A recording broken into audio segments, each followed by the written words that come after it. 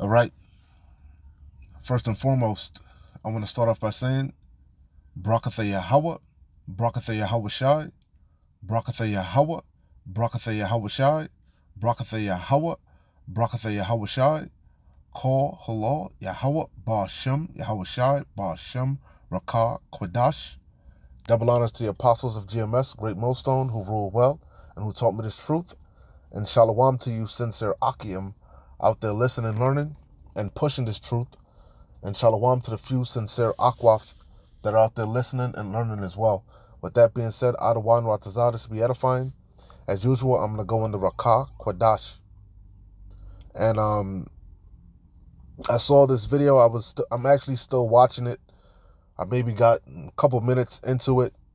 It's from Valuetainment. And as you can see, the video is entitled Bad Things Happening.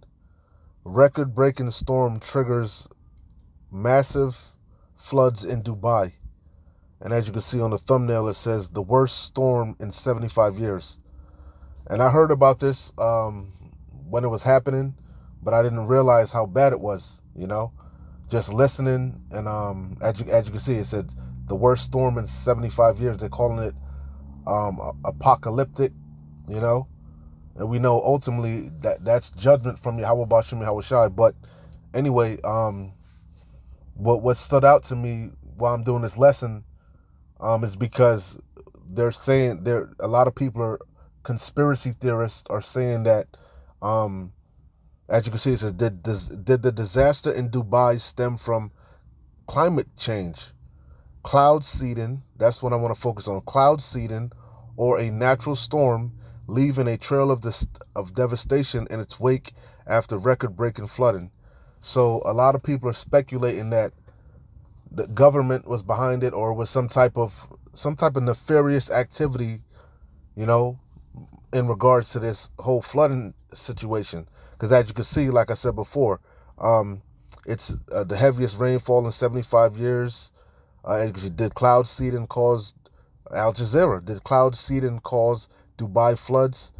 And the talks about cloud seeding is going around so much that the leaders in Dubai, they spoke out and said, that they had no part to do with it, which we all ultimately that was judgment from Yahweh Bashim Yahweh Shai. As you can see, apocalyptic. They're calling it apocalyptic. Dubai floods shake picture. Dubai floods shake picture perfect city. And that's what was really going through my mind. Because if you're familiar with Dubai, and if you don't know, those are heathens that are in that land. Okay? I believe that's Ishmael over there. It's not Elam. Elam is like Elam would be the Indian, the dot heads, the Persians. All right? In Dubai and Dubai, the United Emirates, what else they call it? Saudi Arabia around it. Those are Ishmaelites. I mean Slakia. Ishmaelites. Slakia, I said it right. Ishmaelites. Ishmael. All right? Heathens. Right? And they're also Shemitic. Going to, because they like to push that narrative of anti-Semitic. The people of Dubai, they descend from Shem also. Okay? So anyway, the point of the matter is, a lot of people are saying it's cloud seeding. Cloud seeding. And what is cloud seeding? For those of you that don't know, it's similar to, it might be kind of the same thing, but I know brothers always mention in HARP. Esau has the HARP program, and he can cause earthquakes and tsunamis and hurricanes and stuff like that. He basically can manipulate the weather. Well, that's what cloud seeding basically is. So this is off of Wikipedia. It says cloud seeding is a type of weather modification that aims to change the amount or type of precipitation, mitigate hail, or disperse fog. The usual objective is to increase rain or snow, either for its own sake or to prevent precipitation from occurring in days afterward. All right. So again, Esau can manipulate the weather. He can, cause it to rain, so on and so forth. So if you're familiar with Dubai, Dubai is a man-made. That was built up by man, by Ishmael, all right, by the Arabs, and we know Arab just means mixed. Arab is a mixed group of people, all right. You know, you got Elam mixed up with Ishmael. You know, you got Hamites. You know, they all lumped together. And they call them Arabs, meaning the mixed people. But Dubai, I believe, again, that's Ishmael, if I'm not mistaken. You can correct me if I'm going on, but I'm pretty sure that's Ishmael. Scriptures say Ishmael is a wild man, but that it was a desert. I say all that to say Dubai was a desert, okay? Right? And what did they do? They built that place up. They actually have, which you know, that was all the rave. They were making man-made islands in Dubai, and they were selling them to the wealthy, the mega rich, and they were in the shape of the globe. You know, you could buy your spot on the globe and have an island there, and they built up a lot of islands out of into the ocean out there, out of sand, built it up, and also a big thing is they manipulate the weather. Same thing in Palestine, the so-called Holy Land, the land of Israel. They do a lot of that's Esau period, because that's that curse that fell upon him, going back to Cain. Cain was cursed from the earth, so that it wouldn't yield its strength. So the same thing with Esau. Esau has to genetically modify organisms. That's why he has a bunch of GMOs. He has to spray pesticides. He has to manipulate the weather patterns, cloud seed, because creation itself is crying out, is fighting out against this goddamn devil. Well, it's really because he's transgressed the laws. He's broken all the laws. The prime example is the land Sabbath. He doesn't let the land rest, and then he's not constantly raping the land of all the resources, cutting down all the. He's a goddamn devil, man. We already know this. But the point of the matter is, I thought this was interesting, what's going on in Dubai, after I realized the gravity of it. They call it apocalyptic. Let me see. I'm not going to read none of these articles, but I will skim through it so you can get an idea. You can read them for yourself. Unprecedented, and that's a word that we keep telling you. A lot of the brothers like to use. We're telling you we're living in unprecedented times. Why? Because we're at the end, and you ain't seen nothing yet. But this whole Dubai thing I thought was interesting because of how they built that place up. And Yahweh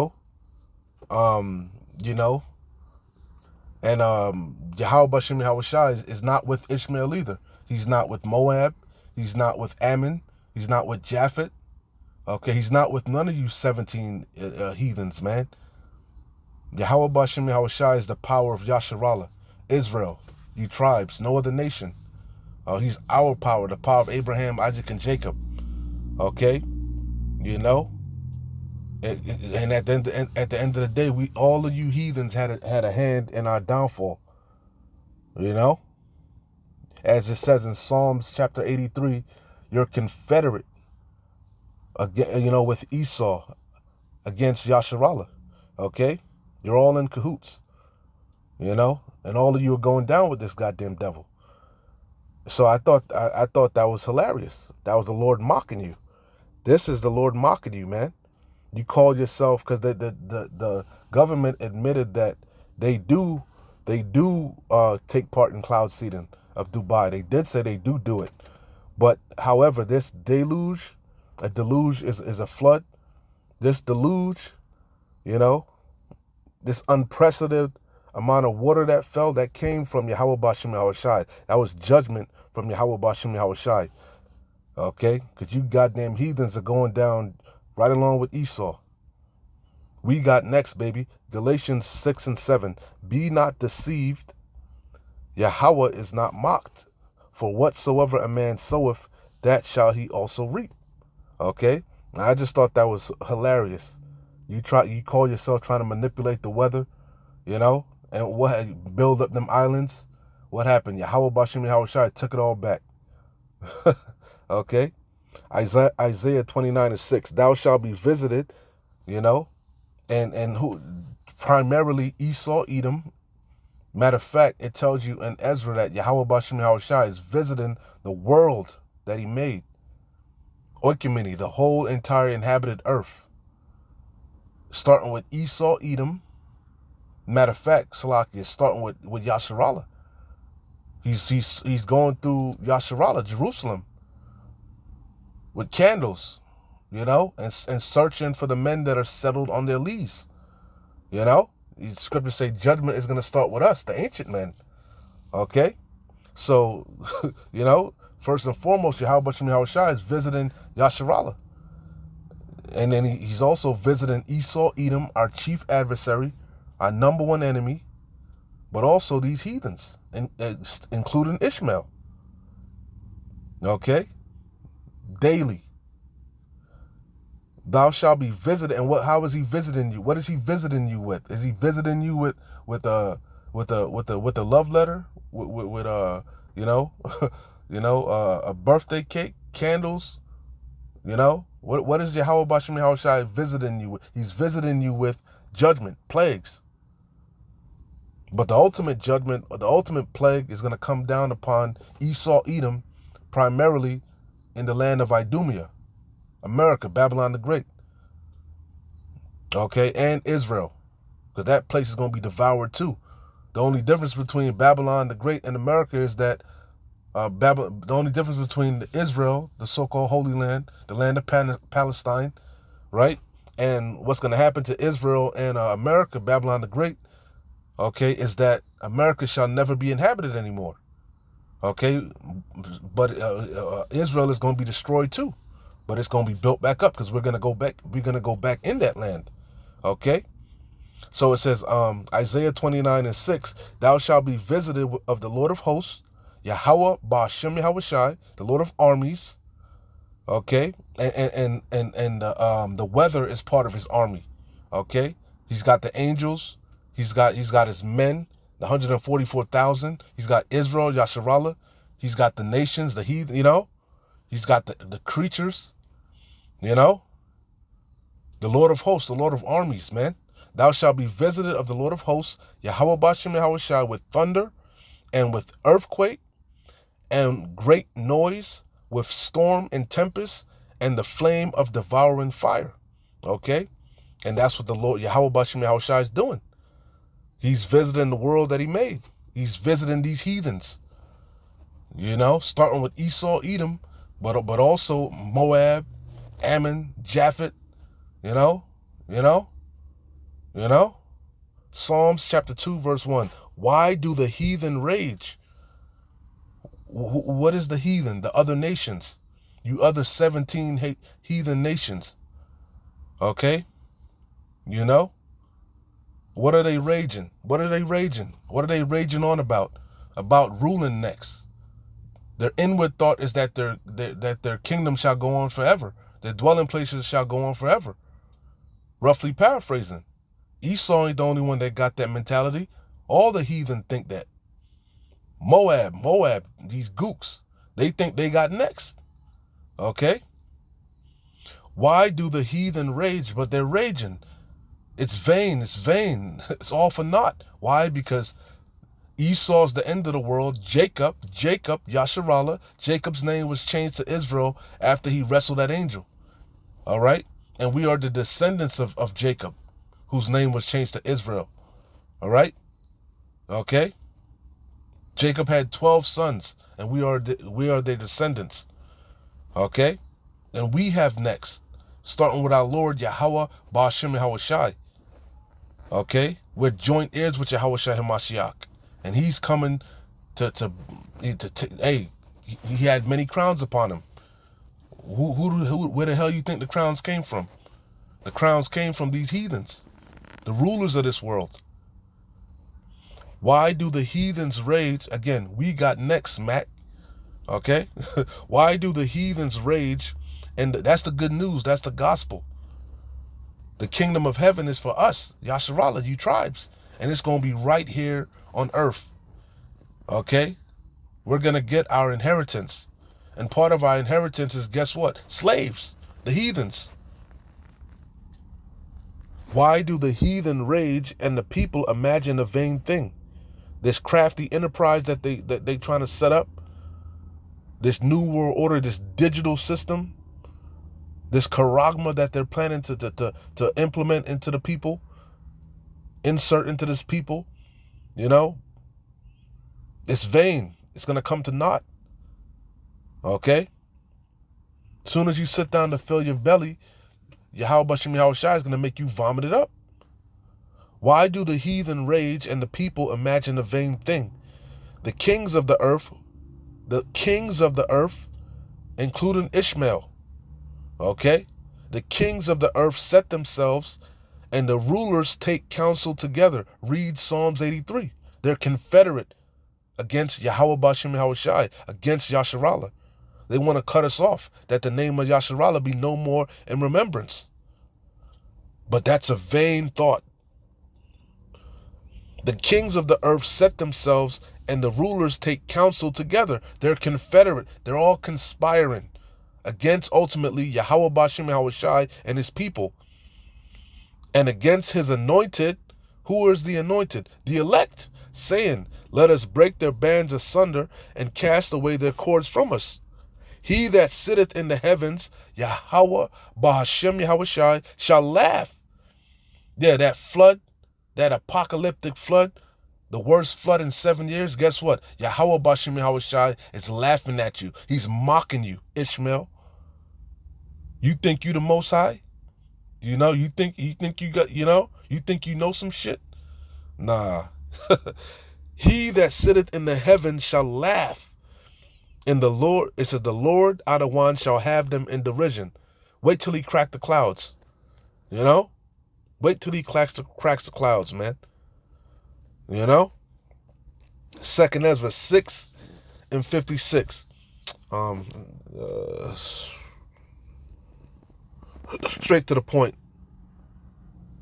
As for the other people, what other people? The other nations, which also come from Adam, thou hast said that they are nothing, but be likened unto spittle, and has likened the abundance of them unto a drop that falleth from a vessel. That's what these heathens are. Insignificant.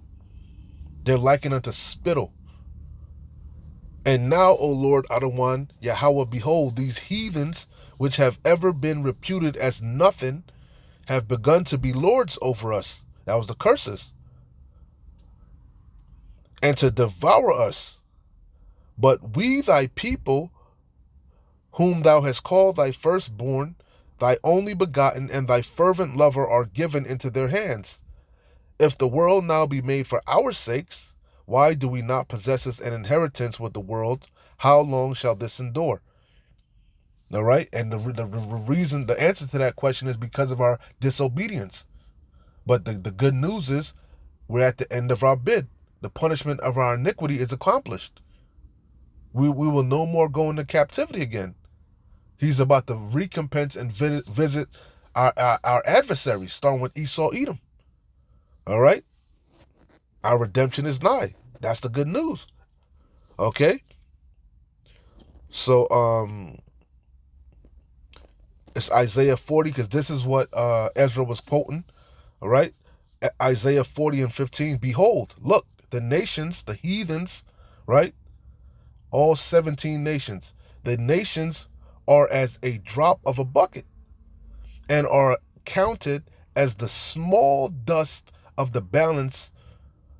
Behold, he taketh up the isles as a very little thing. So let's analyze those two allegories, and now, whatever you call them, whatever you want to call them, similes, whatever. It's a simile because it uses as, right?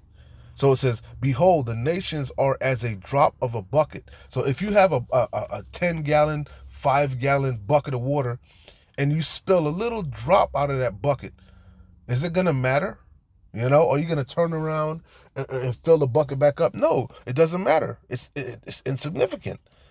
That's what the nations are likened unto. They're the extras. Like we always say, this is Yahweh Bashem Yahweh Shai's movie. All right, the main characters are Esau and Jacob. Esau is the bad guy. Jacob is the good guy. We are the protagonist. Esau is the antagonist. The other nations, they're the extras. Okay? You know, they just walking around. You know?